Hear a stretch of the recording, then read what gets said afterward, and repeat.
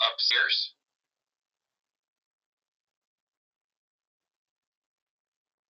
What about upstairs?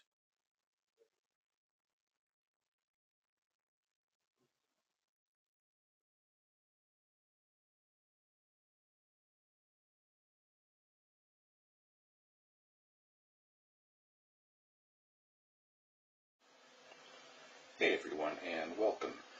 I just wanted to take a minute after Todd's 4th of July video where I had given him new buttons to try to keep his mind off of the fireworks going off all around us and alleviate some of his stress.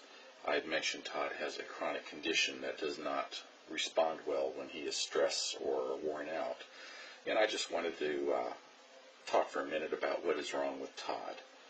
Todd has FHV1, which stands for Feline Herpes Virus.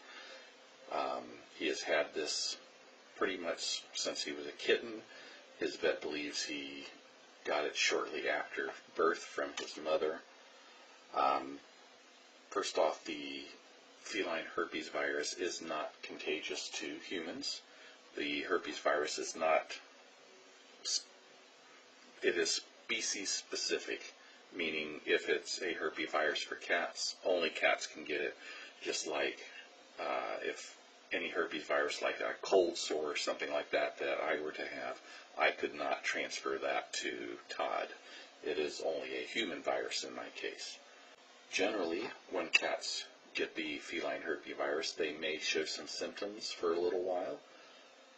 Then they usually clear it on their own, and just like a cold sore clearing up, and then they are carriers from that point on. In Todd's case, the virus did not clear. He continues to show symptoms where it has settled in his sinuses, and as a result, he is very stuffy all the time. The vet was fairly certain that he had had that pretty much since shortly after birth because he had what is called a fever coat. If you look at Todd now, he is a classic tuxedo where his black is pure solid black and his white is snow white. But when we adopted him, his tail was almost a silver, and he had a lot of silver mixed in with his black on his coat. This happens when a cat is very sick for quite a long time, and long enough that it can affect the color of their fur, and time enough for that fur to grow out and change color. Kind of like how stress can change a person's hair to gray or make it fall out when they're very stressed. You can tell when Todd's been in a room or where he's been because he does sneeze quite a bit, and several times a day he will sneeze out large globs of mucus, and you will find them stuck to the walls or the floor or the furniture or wherever he has been. And it's a good thing that he does that because clearing that out makes it easier for him to breathe, but unfortunately it just comes right back. One of the other side effects from this, besides making Todd very stuffy, is that it affects his balance. Todd has never been able to stand up on his back legs for more than a second or two before he will fall over, and he also has trouble or difficulty walking across any surface that is uneven. If I have a blanket across my legs sitting on the couch and he jumps up and wants to crawl up in for cuddles, when he walks across my legs under the blankets, he will start to stumble a bit, and he has to go very slow to keep his balance so that he doesn't trip. Despite all this, Todd is a very happy cat. He's playful. And because of the balance issue, you'll see that when I'm playing his bird toy or other toys, I generally will drag them on the ground and not up in the air to try to make him jump for it, because that usually just makes him fall over. And I want him to enjoy it. And while it doesn't seem to bother him if that happens, it's easier for him to play if I drag his toys on the ground. Stress can trigger a flare-up, like the fireworks, or if he plays too hard and wears himself out. You'll tell if he's overdoing it because he'll have to lay down and he breathes kind of hard and you can hear him wheezing a bit.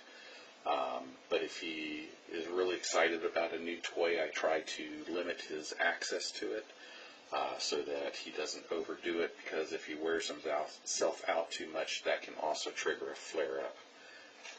If he gets a flare-up, generally he will get extra stuffy to where he has a hard time breathing, and it can also lead to bacterial infection in his sinuses, or it can go down into his lungs, and we try to avoid that.